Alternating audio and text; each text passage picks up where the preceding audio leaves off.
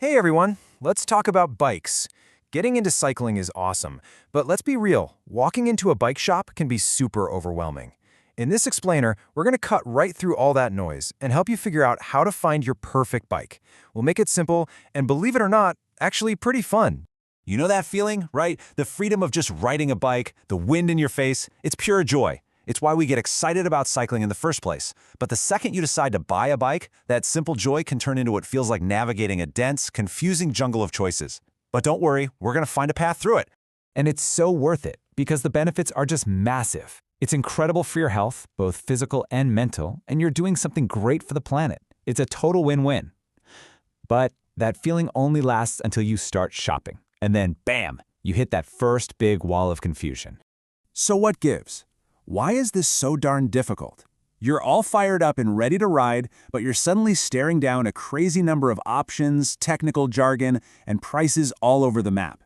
It is so easy to feel completely overwhelmed, and trust me, if you feel that way, you are definitely not alone. This right here nails the problem perfectly. It's kind of like trying to buy milk, but the grocery store has 100 different aisles just for milk, and you don't recognize half the brands. That's what buying a bike can feel like. It's the classic case of choice overload, but we can fix that. Okay, but here's the good news. There is a way to slice right through all that noise. A really simple trick that gets rid of like 90% of the confusion and lets you zero in on what actually matters for you. And it all boils down to one key question. Seriously, that feeling of being totally swamped, that I don't even know where to begin feeling, it absolutely does not have to be part of the experience. There's a clear, simple path to finding the right bike.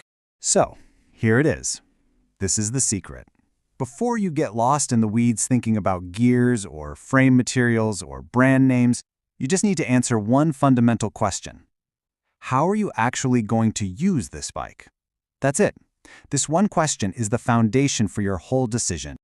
All right, so let's use that idea to build what we'll call your rider profile. And don't worry, this isn't complicated. It's not homework. It's just answering 3 really basic questions about what you plan to do.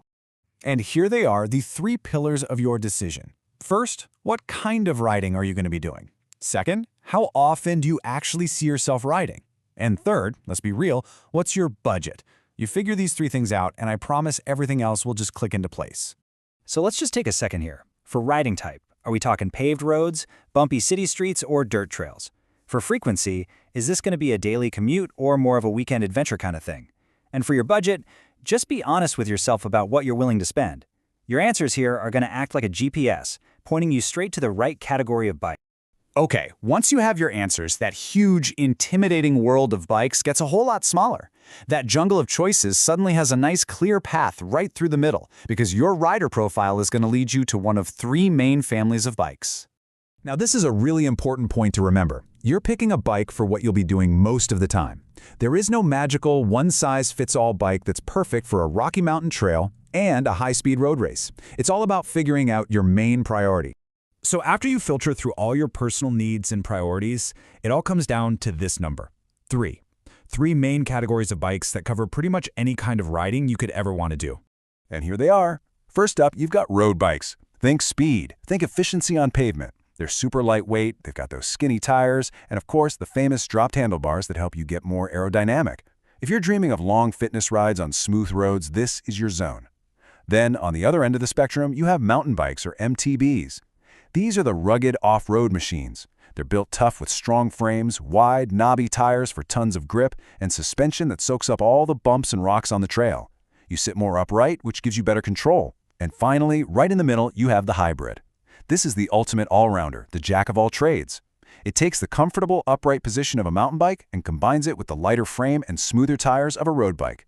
It's the perfect choice for commuting, cruising on bike paths, and just casual weekend fun.